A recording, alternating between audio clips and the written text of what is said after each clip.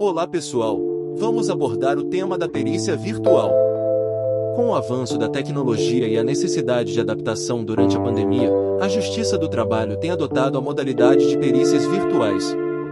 Assim como as audiências, as perícias estão sendo realizadas de forma remota, demonstrando a viabilidade e eficácia dessa prática no ambiente jurídico. Inscreva-se no canal e ative o sininho para não perder nenhum conteúdo.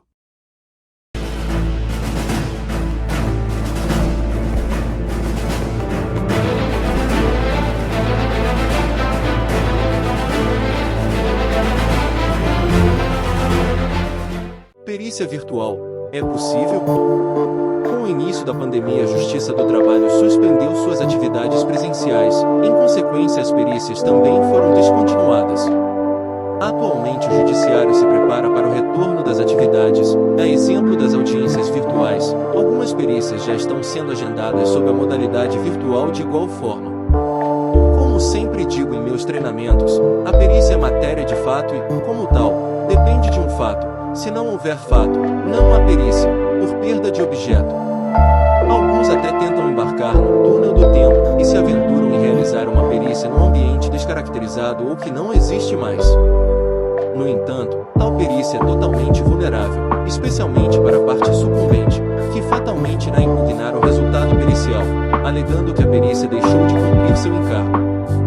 Da mesma forma que as audiências virtuais estão sendo alvo de críticas, particularmente pelos advogados, as perícias virtuais também sofrerão muitos comentários e resistência por todos os envolvidos.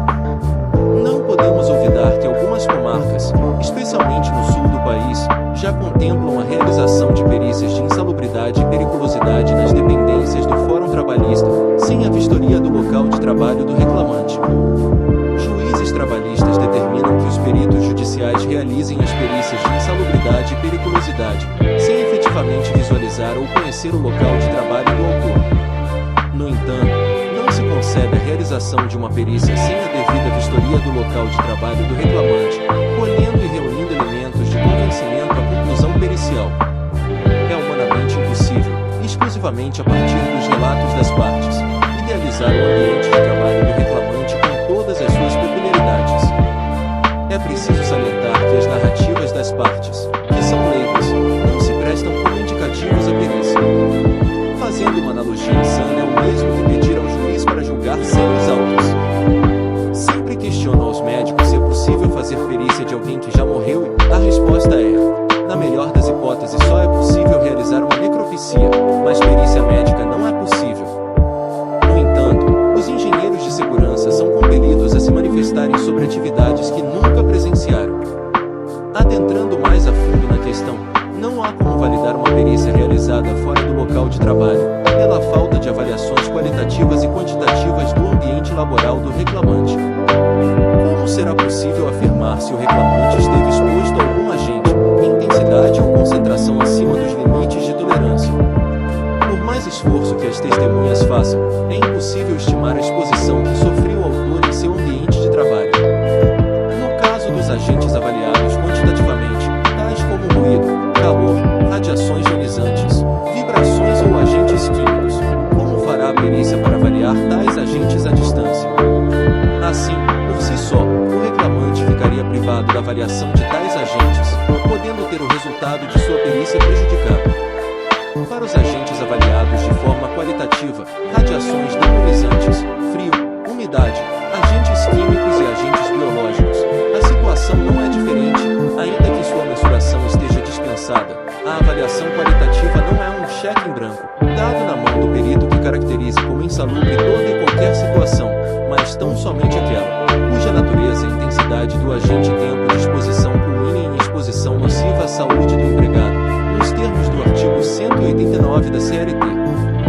Na melhor das hipóteses, tal procedimento se equipara à utilização de prova emprestada, a qual é privativa de juiz, nos termos do artigo 427 do CPC. Lembrando ainda que tal prática pode trazer prejuízos a ambas as partes, seja por utilizar um documento elaborado sob encomenda da empresa, prejudicando o reclamante, seja por fazer uso de informações de contexto isolado no documento, prejudicando a reclamada.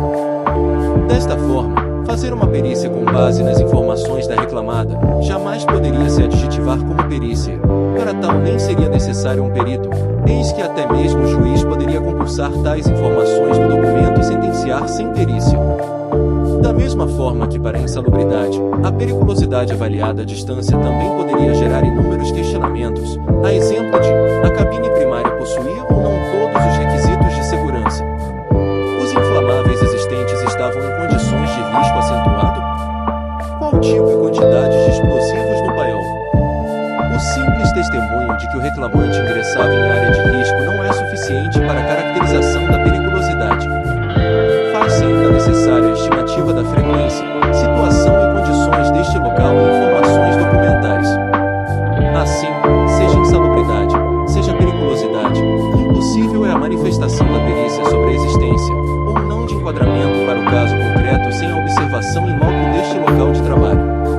No entanto, não podemos negar que o Conselho Nacional de Justiça, através da Resolução nº 317 de 2020, autorizou a realização de perícias em meios eletrônicos ou virtuais em ações em que se discutem benefícios previdenciários por incapacidade ou assistenciais, enquanto durarem os efeitos da crise ocasionada pela pandemia do novo coronavírus.